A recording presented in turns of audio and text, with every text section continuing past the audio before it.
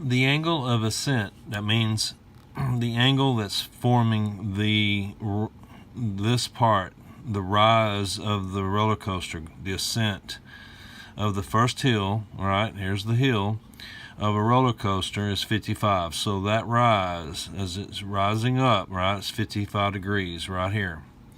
So that's going to point here to 0. That's your O, opposite side.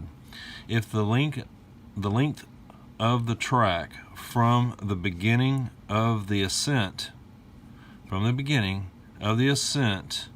to the highest point is 98 feet. So from here to here is 98 feet. So here's my 90 here. That means this is H. And this is A.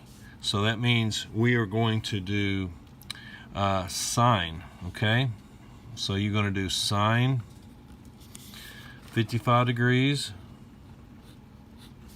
is equal to x over 98, comma x.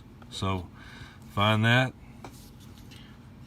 get that turned in, go to your calculator, and give me the answer.